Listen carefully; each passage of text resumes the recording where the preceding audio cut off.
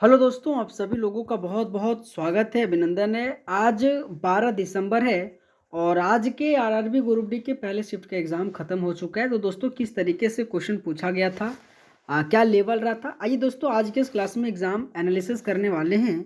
तो टाइम को वेस्ट ना करते हुए पहला क्वेश्चन देखते हैं कि ऑस्ट्रेलिया ओपन 2025 में पुरुष एकल का खिताब किसने जीता है। तो यहाँ पे इस क्वेश्चन का राइट आंसर जानिक सिनर आ जाएगा, ठीक है। लेकिन दोस्तों आपके Australia open, US open, Wimbledon open और फ्रेंच ओपन, इन चारों ओपन से संबंधित महिला और पुरुष से संबंधित विजेता क्वेश्चन बार बार पूछा जा रहा है।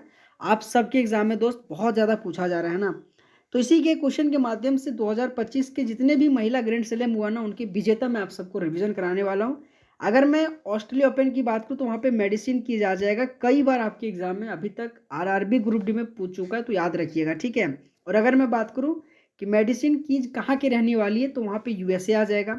अगर मैं फ्रेंच ओपन की महिला विजेता की बात करूँ तो कोको गोफ आ जाएगा, और ये भी आपके अमेरिका की रहने वाली है। अगर मैं विंबलडन 2025 के महिला विजेता की बात करूँ तो वहाँ पे ईगा स्विएटेक आ जाएगा, और ईगा स्विएटेक मैं पूछूँ कि कहाँ के रहने वाले, तो पोलैंड के रहने वाली है। अगर मैं यूएस ओपन की बात करूँ तो वहाँ पे आर्यन सबलेंका, और आर्यन सबलेंका कहाँ की रहने वाली है, तो वहाँ पे बेलारूस इस क्वेश्चन का राइट आंसर आ जाएगा, ठीक है। तो क्वेश्चन उनके अलावा जो भी मैं अन्य छोटे मोटे इन्फॉर्मेशन दे रहा हूँ, आप सब लोगों को साथीगण ध्यान रखना है, ठीक है। अगला क्वेश्चन है कि आईसीसी का फुल फॉर्म क्या है। ये भी क्वेश्चन बड़ा इजी है, इंटरनेशनल क्रिकेट काउंसिल आ जाएगा, क्योंकि दोस्तों आपके एग्जाम में स्पोर्ट्स करंट अफेयर से क्वेश्चन हर एक शिफ्टों में पूछा जा रहा है। क्योंकि दोस्त आपके एग्जाम में जितने भी फीमेल से संबंधित, चाहे ओडीआई वर्ल्ड कप से संबंधित हो या फिर डब्ल्यूपीएल से संबंधित हो, क्वेश्चन पूछ चुका है, और आने वाले शिफ्टों में भी दोस्त क्वेश्चन पूछा जाएगा, तो आप तैयार रहिएगा, ठीक है। लेकिन अगर मैं आईसीसी के अलावा अगर कुछ इंपॉर्टेंट फुल फॉर्म की बात करूँ, जो आपके एग्जाम आपके एनटीपीसी में बहुत बार पूछा गया था, जैसे कि अगर मैं यूआरएल की बात करूँ तो यूनिफॉर्म रिसोर्स लोकेटर आ जाएगा, क्वेश्चन बहुत इंपॉर्टेंट है। अगर मैं एचटीटीपी की बात करूँ तो हाइपर टेक्स्ट ट्रांसफर प्रोटोकॉल आ जाएगा, ये भी क्वेश्चन बड़ा बेहतर है। अगर मैं एचटीटीपीएस की बात करूँ तो हाइपर टेक्स्ट ट्रांसफर प्रोटोकॉल, यहाँ पे सिक्योर, ये भी क्वेश्चन बड़ा बेहतर है, हमेशा एचटीटीपी से क्वेश्चन पूछा जाता है। अगर मैं एलएएन की बात करूँ तो लोकल एरिया नेटवर्क आ जाएगा, ठीक है। तो ये भी चार इंपॉर्टेंट फुल फॉर्म आप सब लोगों को ध्यान देना है, क्योंकि क्वेश्चन आपके एग्जाम में मेरे दोस्त पूछा जाएगा, तो आप तैयार रहिएगा, ठीक है।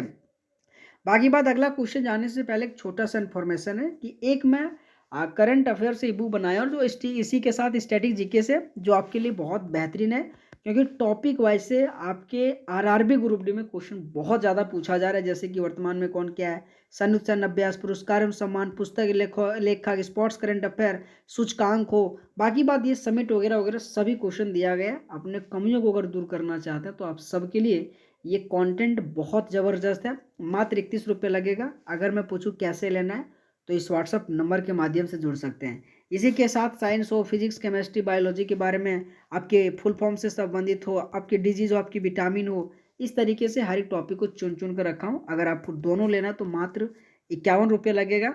दोस्तों अगर मैं पूछूँ किस तरीके से क्वेश्चन दिया गया, तो आप ये देख सकते हैं, बाईलिंगुअल फॉर्मेट में बनाया गया, ठीक है।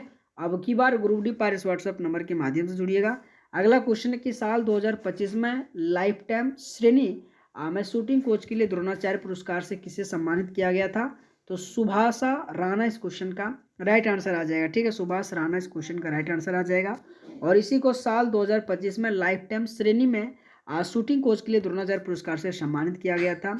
अगला क्वेश्चन बहुत ईजी है कि चिप्स के पैकेट में कौन सी गैस भरी जाती है। तो वहाँ पे नाइट्रोजन इस क्वेश्चन का राइट आंसर आ जाएगा। और आप सब लोगों को भी पता होगा कि नाइट्रोजन का हमेशा प्रयोग, अगर मैं पूछूं तो चिप्स के पैकेट में ही किया जाता है।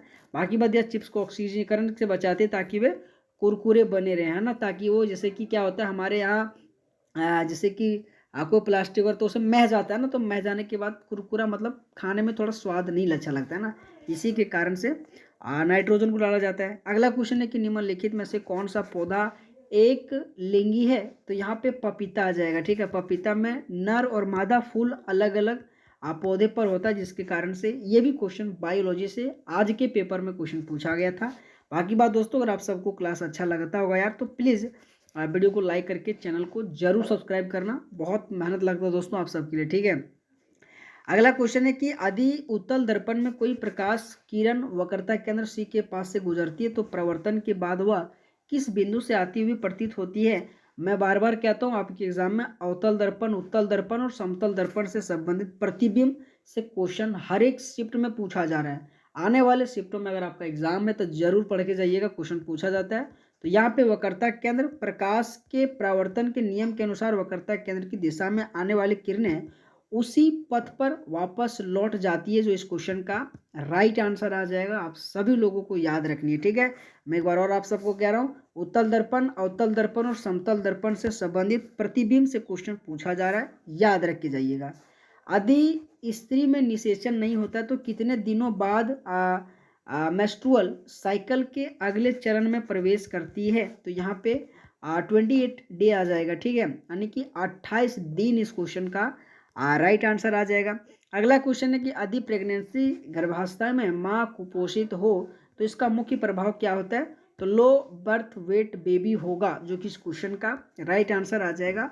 और 22 दोस्तों हमेशा इस तरीके से क्वेश्चन आपके एग्जाम में देखने को मिल रहा है। बाकी बात आप सब लोगों को पढ़ के जरूर जाइएगा, ठीक है।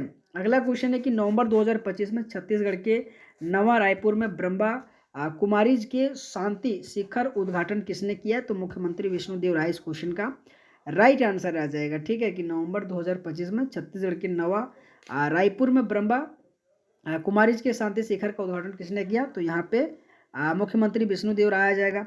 अगला क्वेश्चन है कि हाल ही में सामाजिक विकास के लिए दूसरा विश्व शिखर सम्मेलन कहाँ पे हुआ था। तो यहाँ पे दोहा कतर आ जाएगा। मैंने कहा ना आप सबके एग्जाम में समिट से क्वेश्चन पूछा जा रहा है, जिसमें से ये भी क्वेश्चन पूछा गया था कि हाल ही में सामाजिक विकास के लिए दूसरा विश्व शिखर सम्मेलन 2025 का आयोजित किया गया था। तो यहाँ पे दोहा कतर इस क्वेश्चन का राइट आंसर आ जाएगा। लेकिन इस क्वेश्चन के माध्यम से कुछ इंपॉर्टेंट मैं आपको कराने वाला, जैसे कि WHO की बात करूँ, ग्लोबल समिट तो वहाँ पे नई दिल्ली में हुआ था और 17 से लेकर 19 दिसंबर 2025 को भारत ने पारंपरिक चिकित्सा पर दूसरे वैश्विक शिखर सम्मेलन की मेजबानी किया था। अगर मैं G20 की बात करूँ तो जोहान्सबर्ग दक्षिण अफ्रीका में किया गया था। ये भी क्वेश्चन बहुत इंपॉर्टेंट है। और नवंबर 2025 में 20वां संस्करण आयोजित किया गया था, जिसमें PM मोदी शामिल हुआ था। अगर मैं भारत जापान वार्षिक शिखर सम्मेलन की बात करूँ तो टोक्यो में, और ये अगस्त 2025 में 15वां शिखर सम्मेलन हुआ था, जो जापान ने भारत में निवेश बढ़ाने का लक्ष्य रखा था। तो ये भी पॉइंट क्वेश्चन के अलावा आप सभी लोगों को दोस्तों याद रखना है, ठीक है, क्योंकि क्वेश्चन आपके एग्जाम में हमेशा समिट से संबंधित क्वेश्चन पूछा जा रहा है। बाकी बात, ये कंटेंट आपके लिए बहुत ज़बरदस्त है, ये टॉपिक वाइज से क्वेश्चन बहुत ज़्यादा पूछा जा रहा है। अगर दोस्तों